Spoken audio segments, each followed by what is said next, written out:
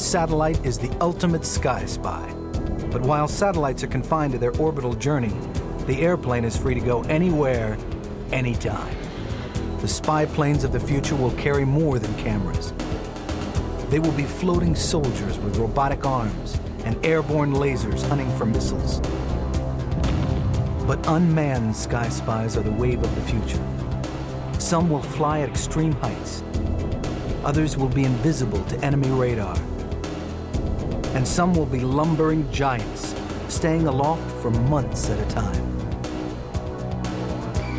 They will be the most outlandish aircraft ever imagined. Wings of tomorrow, built to keep an eye in the sky.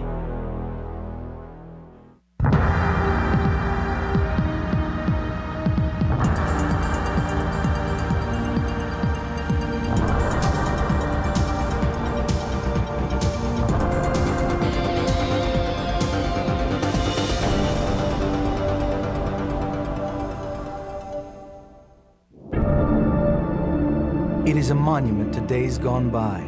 It served for almost half a century, and its pilots were characters in the Cold War's darkest chapter. From the downing of Gary Powers to the Cuban Missile Crisis, one aircraft always comes to mind. It's the world's most notorious spy plane, the U-2. But for the U.S. Air Force, the job of aerial reconnaissance is about to change.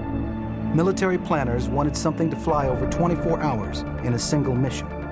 A plane to look deep into enemy territory without risking lives. What they got is a plane without a pilot.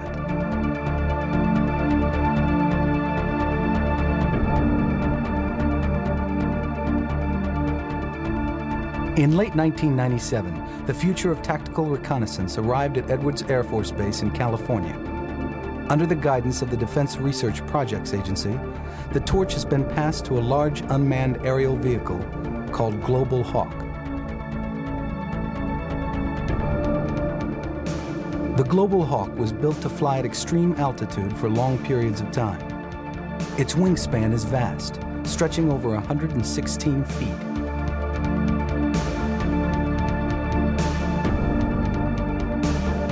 Adding to Global Hawk's outlandish appearance is the V-shaped tail. The tail extends up from beneath the engine, 44 feet from the nose of the aircraft.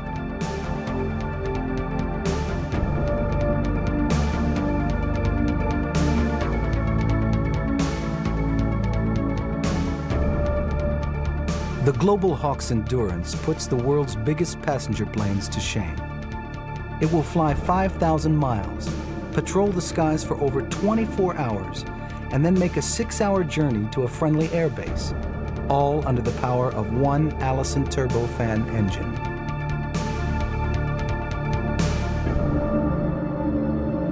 In all, the Global Hawk can spend 42 hours in the air without refueling.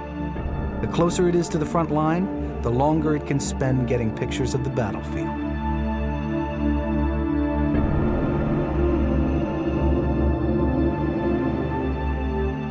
Typical mission of a Global Hawk would be that from up to 3,000 miles from the area of interest, it could take off. It would be launched with a launch and recovery element, and it would get it up into the air and get it to its on station. It would be flying autonomous to on station. We'd be tracking it as it made that trek. In just 24 hours, the Global Hawk's electronic sensors cover an area the size of Illinois. All the information is instantly fed to a satellite, which sends it directly to Washington. The entire flight is determined before the Global Hawk ever leaves the ground. The mission is planned by people, but flown by computer.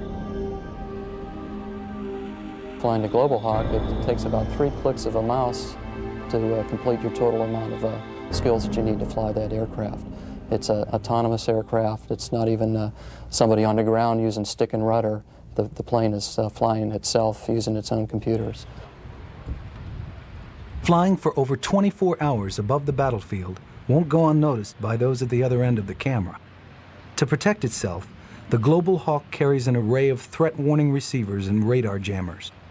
It can also confuse missiles by towing decoys at the end of a long wire. But the Global Hawk isn't invisible to radar.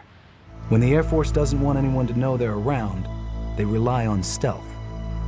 Today, the Air Force has stealth bombers and attack planes, but in the future, they hope to fly a stealthy, unmanned spy plane. The Advanced Research Projects Agency has pooled some of the brightest minds in America to design an aircraft on the cutting edge of aerospace technology. It's called Dark Star, the world's first unmanned stealth plane. The system is designed much like the B-2 was, in that it's an all-wing body configuration with no vertical surfaces. It really is a relatively simple design. You can see it basically is a bunch of straight lines. All of that is for stealth reasons. It is basically all fuel other than the payloads and the structural weight. It weighs about 8,600 pounds. It flies for about 12 hours. And that endurance is predominantly driven by the kinds of missions we want it to fly. The most dangerous missions of all. Flying over hostile territory, looking at targets defended by anti-aircraft guns and surface-to-air missiles in skies that are filled with enemy fighters. Until its retirement, these missions were flown by the Air Force's mighty SR-71 Blackbird. In its third decade of life, the Blackbird is still the world's reigning speed champion.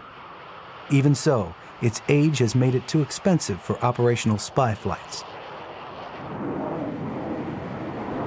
What used to do the Dark Star mission was the SR-71. It had the ability to basically overfly the majority of heavily defended targets through speed and altitude. We attacked it from the other direction. Rather than using speed and altitude, we used low observables technology, stealth technology. Like the Global Hawk, the Dark Star's flight is programmed ahead of time on a computer.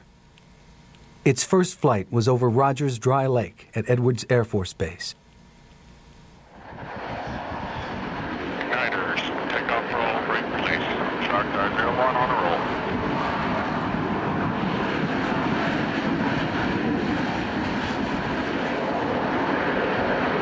Keys. 60 keys. 70 keys. 80 keys. 20 keys. 100 keys. Rotate. On March 29, 1996, Dark Star left the ground for the first time. In the skies over Edwards, it followed a pre-planned course under the guidance of global positioning satellites.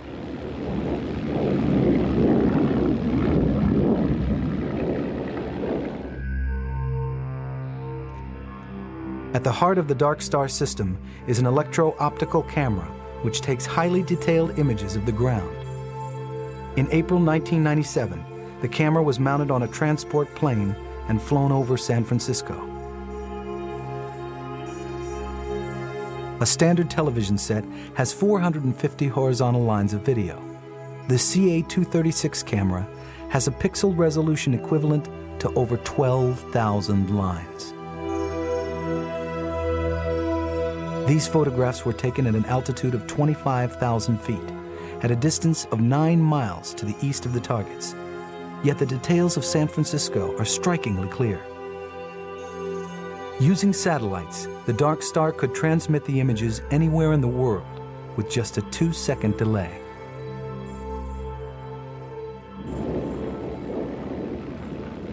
The Dark Star can't fly nearly as high as the Global Hawk.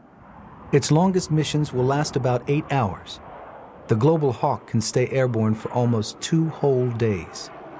But when the skies are unfriendly, the Dark Star slips in unnoticed.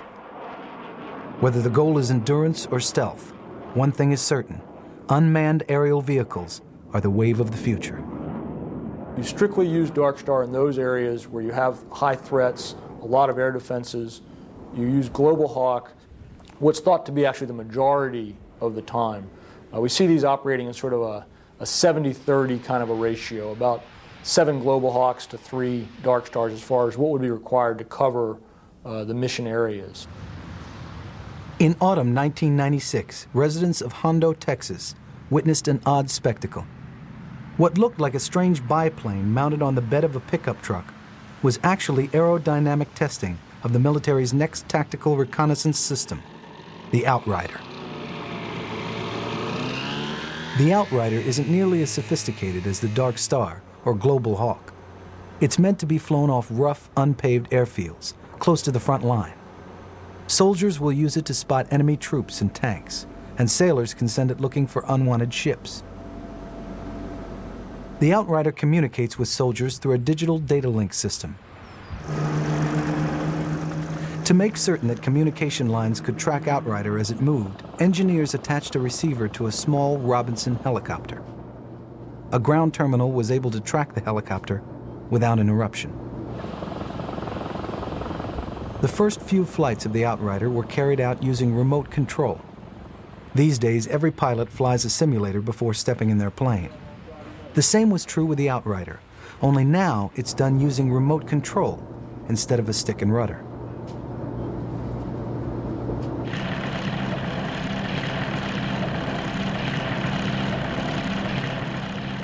Then, on March 7, 1997, Outrider pilots prepared for the real thing. Computer-aided designs and wind tunnel testing predicted that it would leave the ground without a hitch, but nobody was certain what the unpredictable Texas breeze held in store. Engineers thought that Outrider would leave the ground at 70 knots. Then, at only 53 knots, it leapt into the air.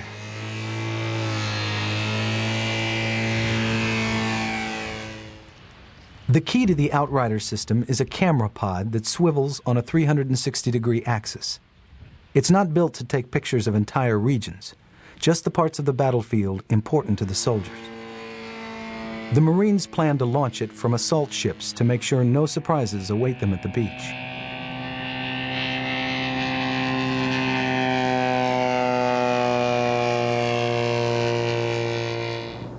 Providing the pictures is a color video camera with a 10:1 zoom lens. The camera is aligned with a forward-looking infrared system.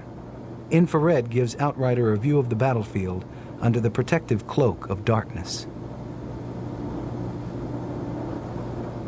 Back on the ground, the soldiers use just 2 computer workstations and a transmitter dish. The 2 workstations sit side by side in a shelter on the back of a Humvee.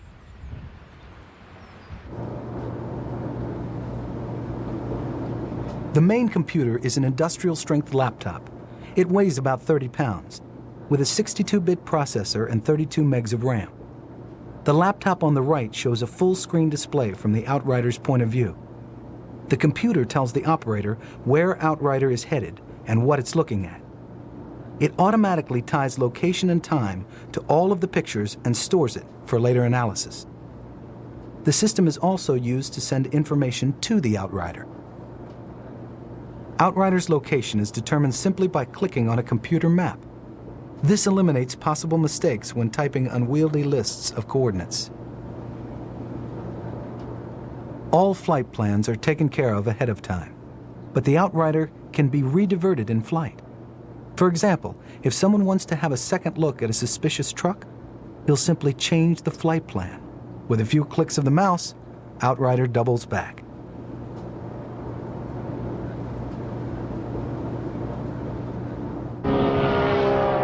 When the Outrider lands, control is handed from the computer to a pair of radio beacons transmitted from either side of the runway. Using a global positioning satellite, the beacons guide the Outrider within just centimeters of the desired landing spot.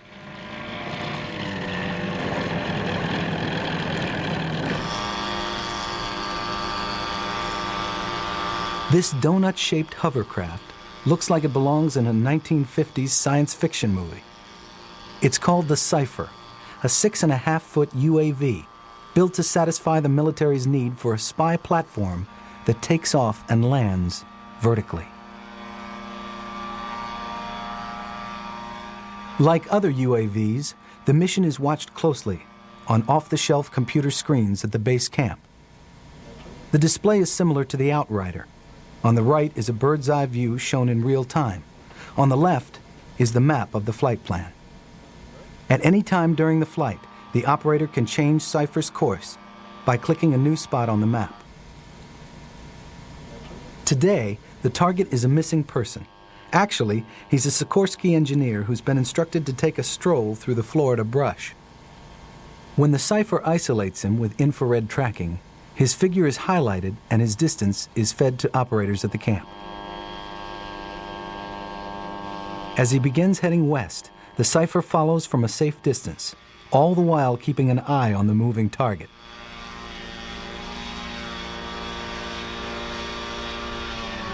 Back at the camp, the operator sees the target as an orange square on his map. As the person walks through the fields, his path is displayed as a dotted red line.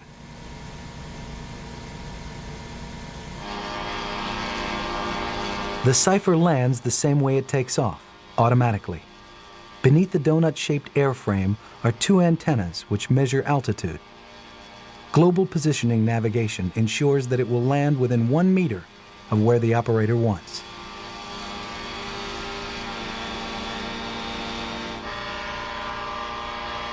Recently, the U.S. Army has flown Cypher through an urban warfare training center at Fort Benning, Georgia. This collection of phony houses and buildings means Cypher will negotiate a labyrinth of alleys and streets. Nearby, Army personnel are shown how to program Cypher's mission.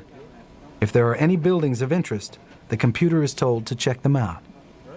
For this flight, the beginning and end point are selected. The computer chooses the optimum flight path.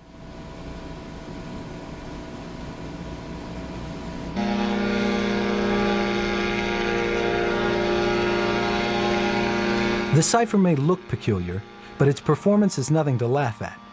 It cruises well over 70 knots, reaching heights of 8,000 feet. The simple curved exterior makes it hard to see on radar. One of Cypher's more unique roles will be carried out not in the air, but on the ground. Its designers call it the remote sentry. This version of the Cypher is distinct because of the video camera attached to what appears to be a standard video tripod. The remote sentry is a new way of doing a job that has been part of military tactics throughout history. The Cypher flies to a forward observation point, then lands and shuts down its engine. There, it stands guard, keeping an eye out for unwanted visitors. In this role, Cypher can relay images from its own camera or from other remote sentries further away.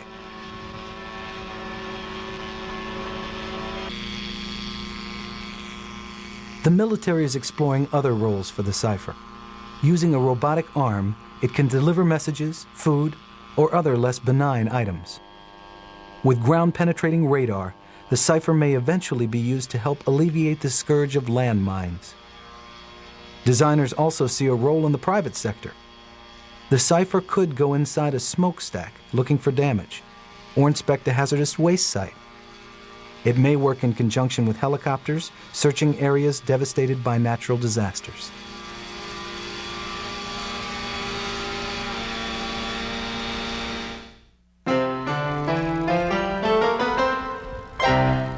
Orville and Wilbur Wright showed the world that attaching wings to a fuselage was a good way of getting off the ground. Then a Russian named Igor Sikorsky proved that if you whip the air towards the ground hard enough, you'll go up. Ever since, we've had two ways of flying, airplanes and helicopters. But future sky spies may be neither. This remote-controlled UAV uses a different approach. It's called a tilt body, and it may revolutionize the way we fly. The tilt body UAV was pioneered at the world's oldest airport in College Park, Maryland. Its design dates to the early 80s, when it underwent wind tunnel testing at the nearby university. Today, the Scorpion UAV has returned to its home state for study at NASA's Goddard Research Center. Patrick Coronado is the program manager for the Scorpion. This would be considered a standard configuration of a normal aircraft or fixed-wing aircraft. The fuselage is pointing in the direction of flight, and so are the wings. They're pointed straight away. But in this free-wing tilt-body aircraft, The fuselage can tilt up to a predefined angle, as you can see here.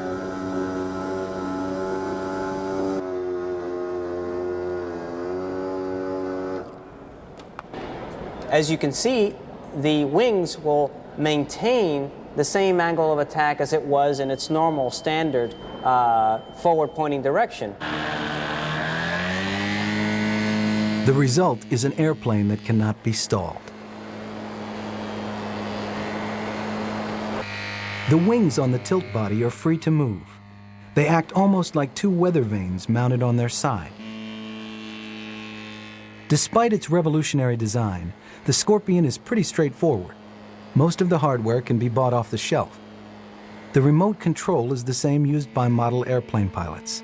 And in the face of aerospace trends, the Scorpion is flown without relying heavily on computers. As you may all know, since you all have personal computers at home, computers do crash. We've tried to gear ourselves away from computers and use integrated circuits with intelligence embedded in them, which allows for many of these to be incorporated into the aircraft. So if one fails, one can take over immediately. But it's much easier to do that than put 20 computers on board for redundancy. The tilt body approach means that the Scorpion can take off and land in extremely short distances. On a ship, the speed of the wind coming over the bow allows it to land vertically. The French Navy was so impressed, they plan on introducing it into the fleet. The Scorpion may have found its calling in maritime patrol, but it isn't limited to the military. One of NASA's major goals is to try to get an assessment of the health of this world. And we do that by trying to take measurements. To study man's impact on the environment, scientists rely heavily on satellite photographs. But satellite coverage is often too few and far between to keep up with our environment. This is especially true around coastal areas, where the endless battle between land and sea makes for a rapidly changing picture. Monitoring ecosystems like these requires a plane which is cheap, flexible, and easy to use. You need to monitor, for example, a body of water 2, 3, or maybe every day a week to try to get an understanding of what's affecting this body of water, such as runoffs from agriculture or insecticides, or worse, you have a man-made disaster, you have an oil spill, for example, you need to monitor continuously. What you want to have is something low cost with good sensors on board that'll go out and fly around and just stay up there for a little while, transmit data directly to a ground station where you would immediately analyze the information. And if you see something, you tell the aircraft to go somewhere else. It allows basically the scientist, the researcher, the environmentalist to have direct access to information that at this current time is difficult to attain. A major step in the union between aeronautics and environmental study has emerged from a hangar at the Navy's missile range on the Hawaiian Islands. It spans nearly 100 feet, yet it weighs only 500 pounds. It consists almost entirely of wing, adorned from tip to tip with solar-absorbing cells. It is the Pathfinder, and it's the vanguard of an ambitious NASA program called Environmental Research Aircraft and Sensor Technology, ERAST.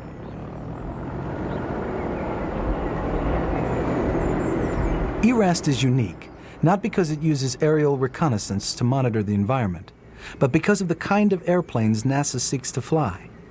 Its goals are summed up in what many aviation enthusiasts might consider an unlikely creed: slower, higher, longer.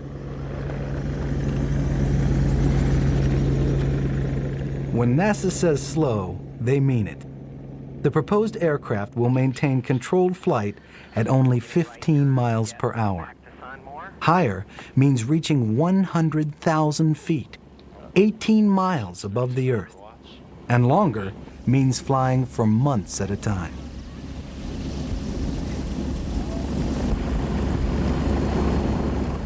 With a wingspan slightly longer than a Boeing 737, it's difficult to accept that the Pathfinder is just a half-scale prototype. The next step is a solar-powered giant called the Centurion. Centurion will have a 200-foot wingspan, covered by a network of solar arrays and electronic fuel cells. During the day, solar panels will power the plane and recharge the fuel cells. At night, the fuel cells will take over, letting the plane stay in the air for months. The Pathfinder arrived in Hawaii during the summer of 1997.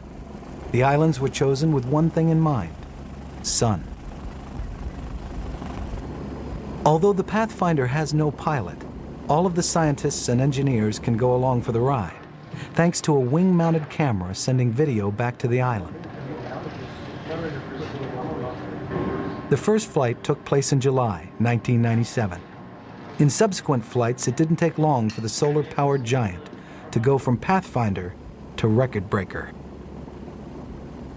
The vehicle recently set a world record altitude for solar-powered airplanes of over 70,000 feet.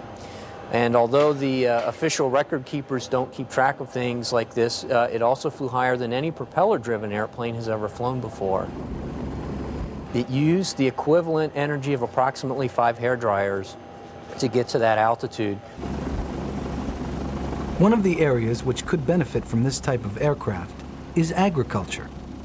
The ability to fly for hours on end makes it the ideal platform for doing a mundane yet vital task: watching crops. Whether you're looking behind enemy lines or monitoring vegetation, the unmanned reconnaissance mission is called remote sensing. Remote sensing can involve conventional aerial photographs or infrared images. But one of the best ways to analyze vegetation involves spectral imaging. In other words, measuring the color spectrum being reflected by the plant. If we're looking at a tree and using remote sensing, that tree may be giving us measurements telling us how bright it is in a particular wavelength, let's say the visible, which our eye can see. We take that information, that measurement, and in reality a voltage, if you will, coming from that tree, and turn it into an information packet that'll tell us that's a tree. In fact, it may tell us it's a conifer, and in fact it may tell us it's a Douglas fir. And so we use that information coming from the target, if you will, to infer a piece of information which we haven't been able to measure before. And in a lot of cases, we could make that measurement from the ground on one tree, but if we want to look at, say, the entire western U.S. or the entire island of Kauai, we really have to use remote sensing techniques to do that. One day, a plane like Pathfinder will keep an eye out for tropical storms, warn us about forest fires, and improve our farms. But first, aerospace inventors will strive to build an unmanned giant which will go slower, climb higher, and stay in the air longer than anything in the sky. These vehicles are really being designed to get the niche referred to as the dull, dirty, and dangerous. Nobody, I can imagine, wants to be sitting in an airplane for weeks or months as sensors monitor crops. That's just not a mission that's suited for a human to undertake. And so those are the reasons that are driving us to the unpiloted vehicle technology. Just outside of Dayton, Ohio, sits the Wright-Patterson Air Force Base. These gently rolling hills bore witness to Orville and Wilbur Wright's earliest investigations into powered flight. Today, the Air Force's Wright Laboratory is looking to the future.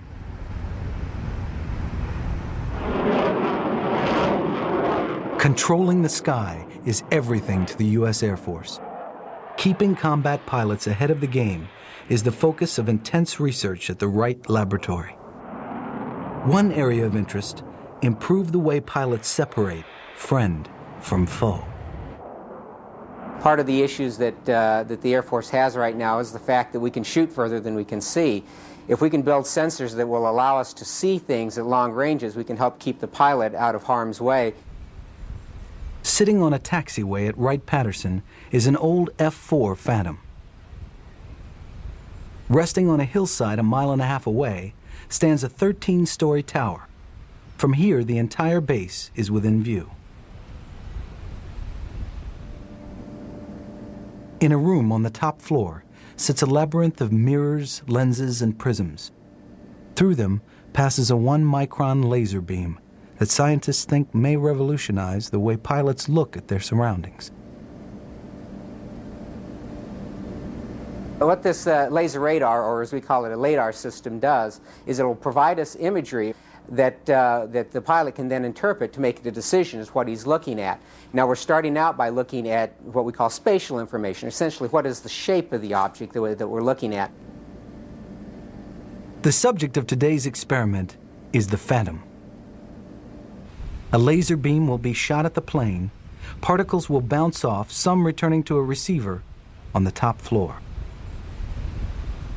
Rather than scan a laser beam across the object and acquire the information over a period of time, we want to flood illuminate the object with the beam and capture the image on a single pulse. Now these pulses are typically only a few nanoseconds or a few billionths of a second long.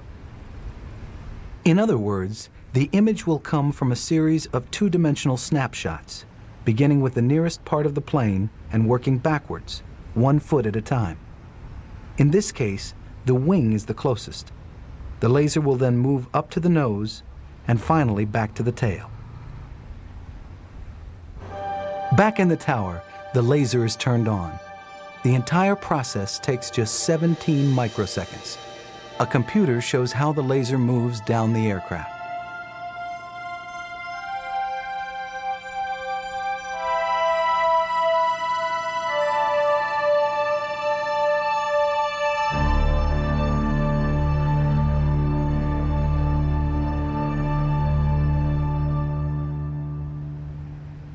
Afterwards, the computer collects each of the snapshots into one complete picture.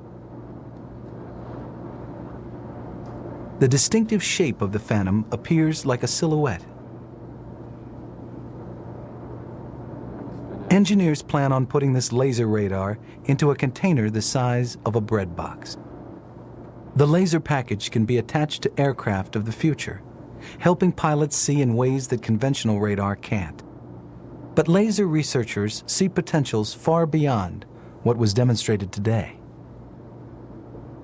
The laser radars are versatile enough that it allows us to go to other kinds of information. Perhaps we can measure the vibration of the target or even some of its color characteristics. And coupling all this information together will allow us to make the decision, what is it that we are looking at? The Air Force is also exploring laser technology for jobs that go far beyond looking at other planes. At the Phillips Laboratory near Albuquerque, New Mexico, the Air Force tests the lasers of tomorrow. Perhaps the most well-known is a massive laser telescope built to unveil the secrets of distant galaxies. But some high-energy lasers are being developed for a less discreet job.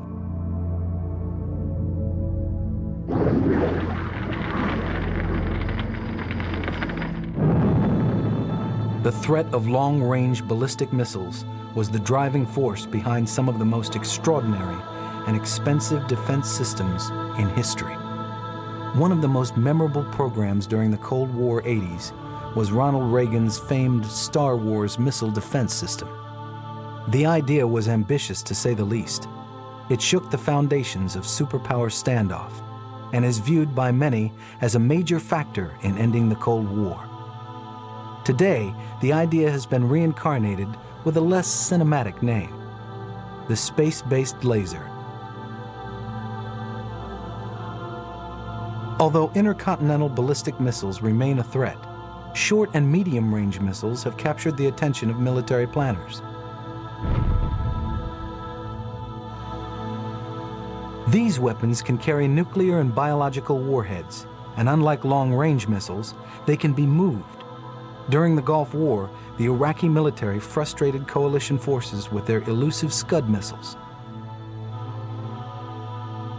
Mobile launchers will always be able to hide.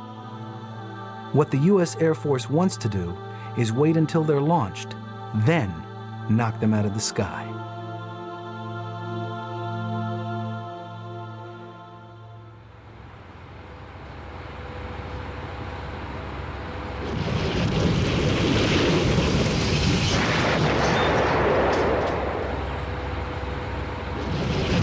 In the summer of 1995, engineers at TRW displayed the convincing power of their high-energy laser.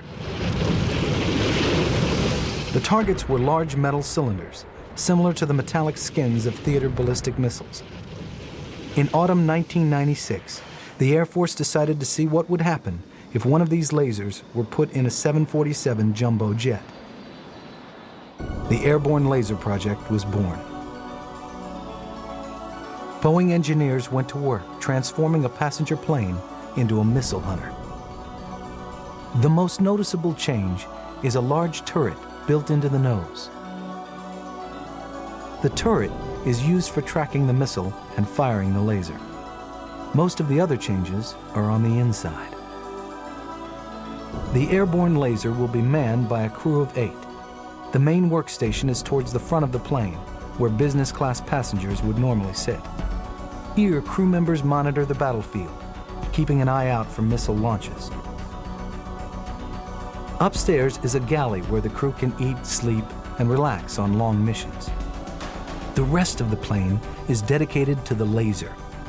In the back sits tanks of hydrogen peroxide, chlorine gas, and iodine, the necessary ingredients to create a lethal stream of photons. The aircraft carries enough laser fuel to shoot down 40 missiles. The Air Force hopes to deploy the airborne laser anywhere in the world at the first sign of hostilities. It will get to the war zone within 24 hours. With in-flight refueling, the crew can begin to hunt for missiles without having to land.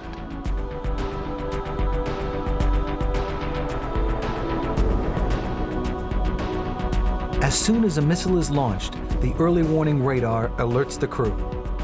The goal is to destroy the missile while it's still in its vulnerable boost stage. As soon as it breaks the cloud cover, the ABL hones in on the missile with a low-energy laser. With the target still in its sights, the crew unleashes a high-energy laser to finish the job. A few seconds is all it takes to break the metal skin.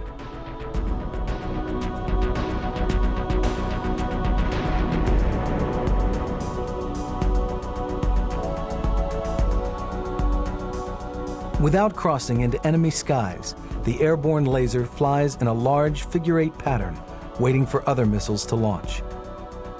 Each shot costs about $1,000 in expended fuel, much less than the ground-to-air missiles used in Desert Storm. The airborne laser is expected to handle multiple launches. The location of every launch is handed over to attack pilots to make sure it doesn't happen again.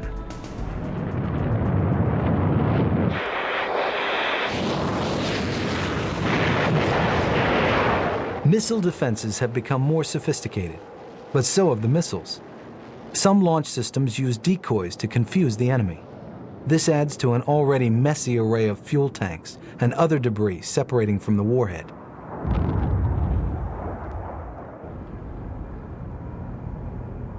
The job of isolating one warhead in a sky full of unknowns is an essential task, according to the DoD's Ballistic Missile Defense Organization. To explore this side of missile hunting, the military has launched the Airborne Surveillance Test Bed, or AST.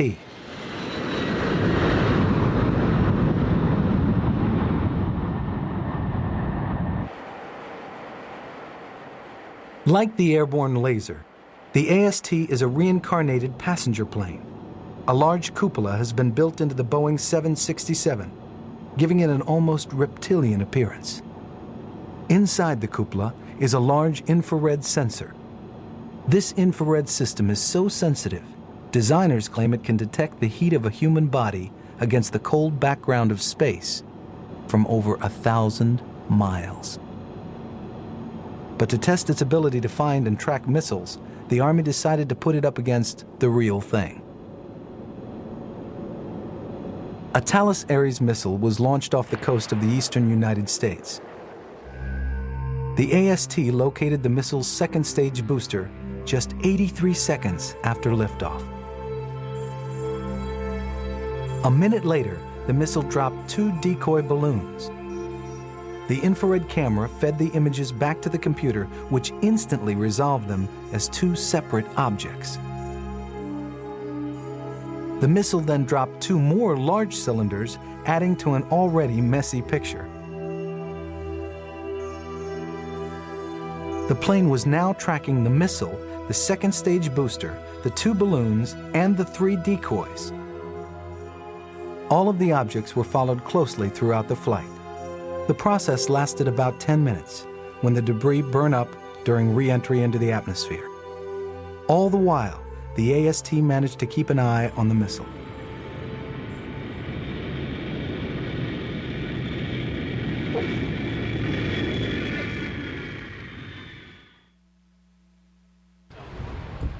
One of the U.S. Air Force's future Sky Spies has already taken off. It's called the Joint Surveillance Target Attack Radar System, or JSTARS. JSTARS is a modification of one of the world's first jetliners, the Boeing 707. The obvious difference is a long canoe-shaped radar dome attached to the bottom of the fuselage. JSTARS first flew operationally during Desert Storm, yet it didn't officially enter service with the U.S. Air Force until the end of 1997. Its job is straightforward: look at the ground and tell soldiers what the enemy is up to. Inside are 18 separate workstations. During wartime, the plane can accommodate up to 34 crewmen for missions lasting over 20 hours. To the layperson, JSTARS doesn't seem high-tech. But what makes it a spy system for the 21st century isn't looks, it's information.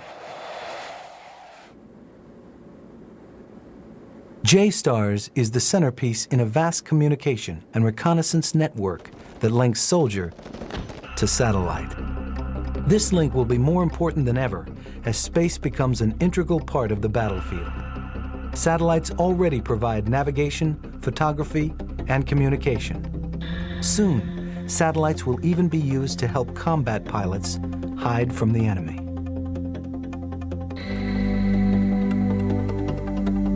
There's really a unique new capability that's being studied that circumvents a problem that military aircraft have right now, and that is when they use their radar systems, they're exposing themselves. As soon as you turn your radar on, a lot of people know exactly where you are. But if the radar comes from space, there's no need to worry. Radar satellites let the plane view the enemy without turning into a moving target. The radar signal kind of comes down from the satellite, bounces off the target, and then gets picked up by a radar receiver that's located perhaps in an unmanned aerial vehicle that's loitering in a pretty high threat kind of environment. So that really provides a unique capability wherein you can receive the radar information without giving away your location.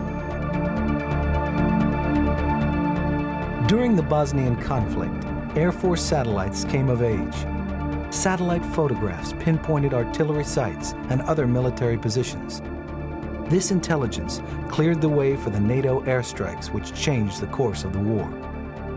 Satellites revealed the presence of mass grave sites, giving evidence of war crimes. They gave precise navigation during the rescue of Scott O'Grady and even helped monitor the first free election in the history of the war-torn region. The satellite communicates with helicopters, airplanes, soldiers, and submarines. It is the apex of a vast cone of information. Without it, the entire network would fall apart.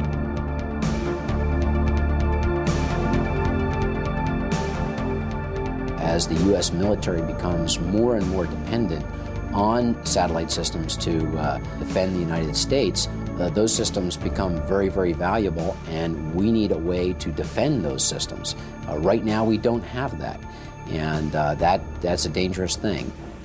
9, 8, 7, 6, 5, 4, 3, 2, 1. Cover! This little machine seems to defy gravity. Cover homing.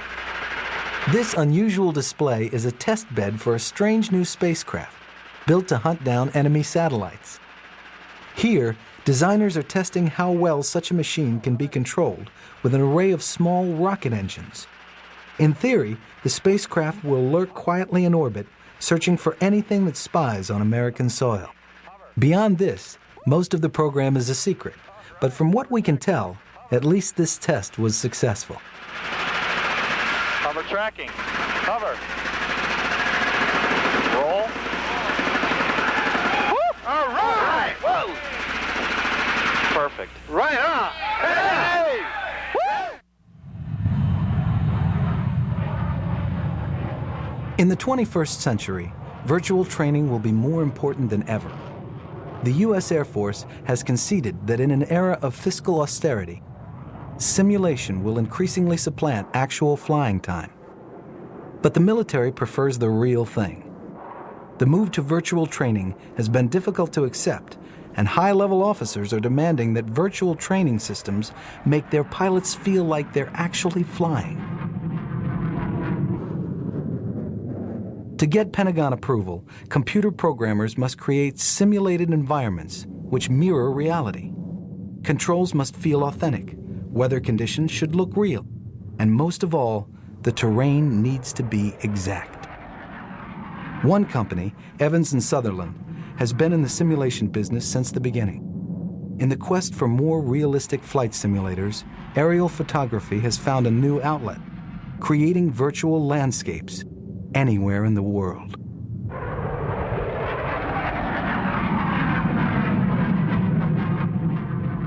We're able to very quickly take photographs, scan them, correlate them, extract features from them, and use them in our flight simulation applications.